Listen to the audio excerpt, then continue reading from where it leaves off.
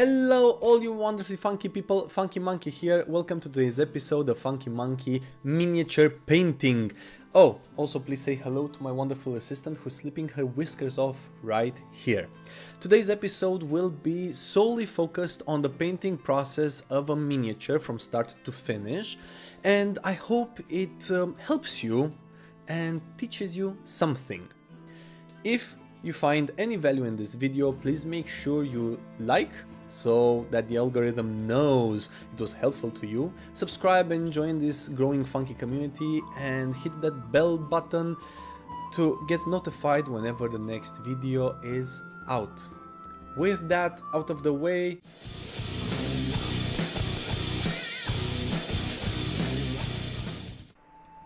okay, so when it comes to horses, I've never painted one before, so it's going to be a learning experience. And I also researched the breeds that the Winged Hussars actually rode into battle during the 16th, 17th, 18th, and I think up to 19th century. Unfortunately, most of the breeds are now extinct, so I ended up selecting one or two modern-ish Polish breeds that I found to look really interesting. And again, being the first time painting a horse, I decided to, of course, not take the easy route. So, yeah, it's gonna be fun and difficult, but I hope you enjoy and learn something new today. So let's get going. First off, I will start by painting the horse a light gray. This is a characteristic color for this particular breed called the Wielkopolski. I'm sure I'm butchering the name, and I'm trying not to get a lot of paint on the tassels and make my life more difficult than it needs to be. Then the mane and the tail.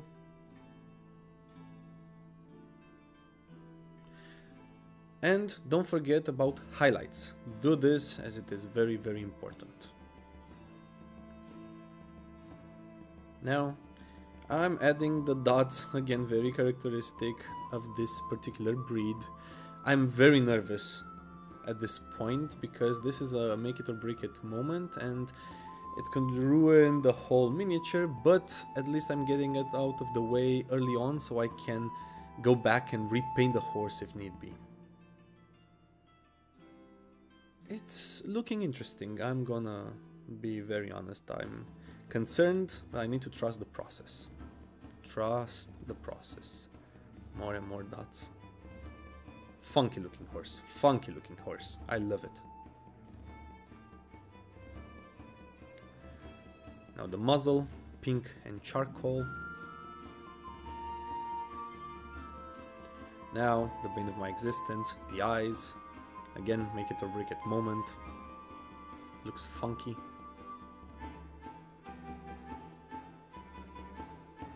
A brown wash to bring everything together.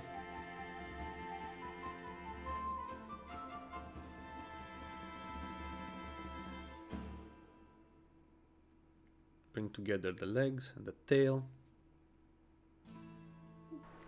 Doesn't look that bad. It's not looking great, but it's not looking that bad. I think I might have to redo the tail. But other than that, it doesn't look awful. What do you think? Leave a comment down below telling me what you think about this horsey. I'm gonna do the harness, I'm gonna do everything and see how it turns out. Light brown for the leather straps.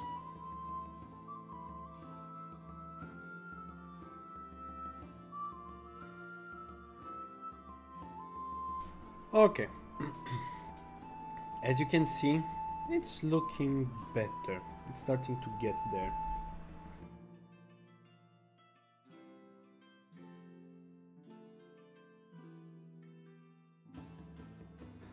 Okay, now, woo! Of course that happened, of course. Okay, so you saw me earlier drop the miniature and break one of its wings. There is a little bit of glue over here, but I'll just ignore it and move on with my life. This yellow isn't particularly good as it doesn't have an amazing coverage, but after multiple layers it turns out awesome. Deep blue for the trim of this first blanket. Lighter blue for highlights.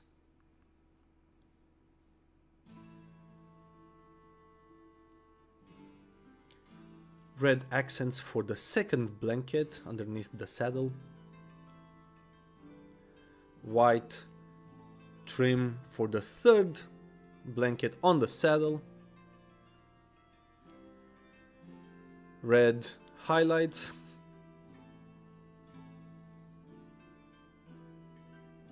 Now very bright red for the details on the blanket. This is a little bit finicky as the detail is not very visible.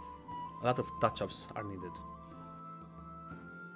Very carefully, I'm gonna start working on the cloth. Carefully, because red is very difficult to cover, very difficult to repair, and I'd rather not have to work extra just because I wasn't careful enough. Now for the other side. This is a little bit nerve-wracking. And it's time to start building up highlights. Just remember that cloth is very particular. It's not like other materials, it's not reflective. Where the light lands, well, it lands and it stays there, it doesn't really reflect. So make sure you capture this. I'm still learning how to do this. It's difficult, but I think that with red, it's an easier way of learning. I don't know why. I think that red is more forgiving. That's just my personal opinion. Make sure you highlight those edges. And yeah, it's looking good. Now for the tassels. So many tassels on this harness. Bright yellow just to make it pop. Just remember that throughout time people loved color, and the Winged Hussars were all members of Polish nobility, so this needs to be reflected in their equipment and harness and everything. Deep magenta for the pants. This color would have been very expensive, but appropriate for a Winged Hussar.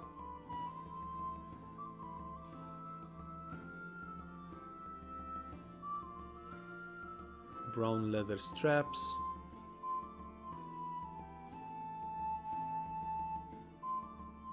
For the base of the flag, pure white. Actually, it's an off-white, yeah. Light leather boots, soft material, again not very reflective. Now for the armor itself. A light breastplate, dark silver base,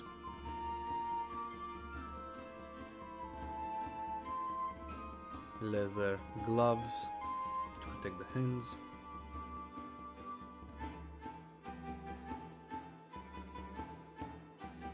Oh, there are some more tassels here.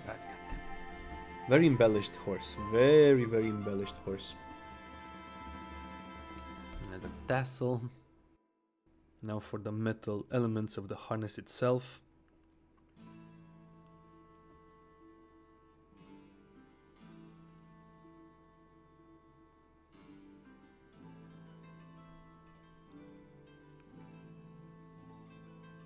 Now to start building up some highlights for the armor. This is chainmail over dark gunmetal.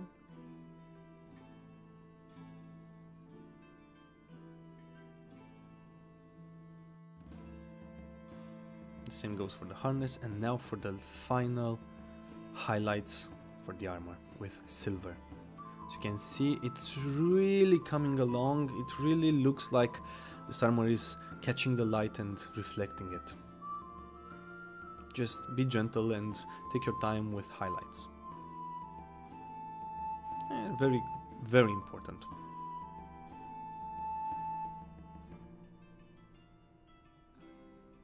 By the way, for the Winged Hussars, these were light breastplates.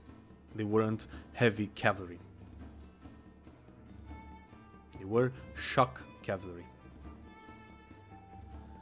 Now their lances, famously, historically, these lances were hollowed inside, so they were lighter and thus they were longer than normal lances and pikes, and that's why they were very effective against pikemen, because they would have lances longer than the pikeman formations.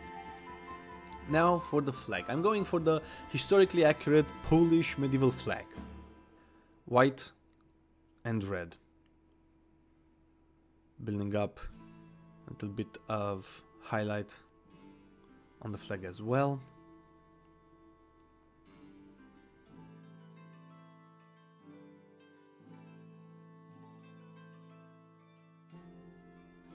Both sides. Now for the final highlight. Clear difference, as you can see.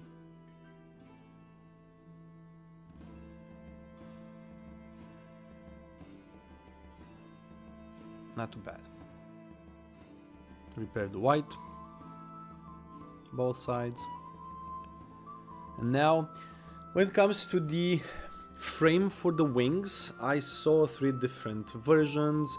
This red one, a silver one, and a gold one. I think they might be dependent on the age, but I liked this framing more. It suits this rider more. Now gold embellishments on the armor, again they needed to pop on the battlefield.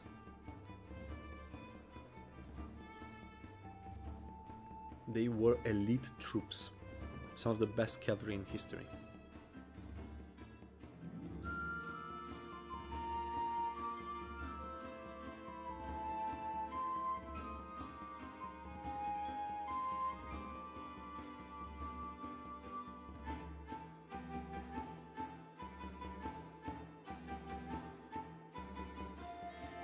Can't forget the harness.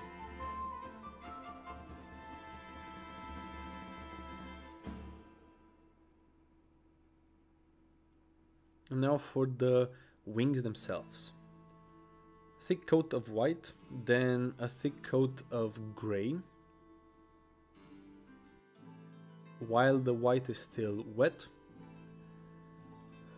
And then black tipped feathers. The paint is still wet, both the grey and the white, and now a little bit of feathering, a little bit of wet blending, just to make it look better.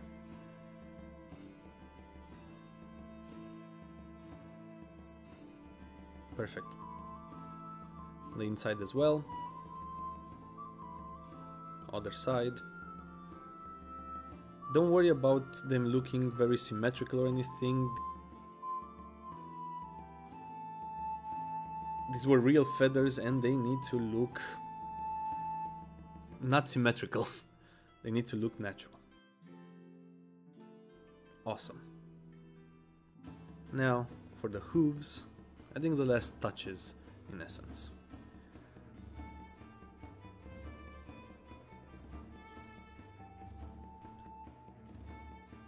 Now for the base.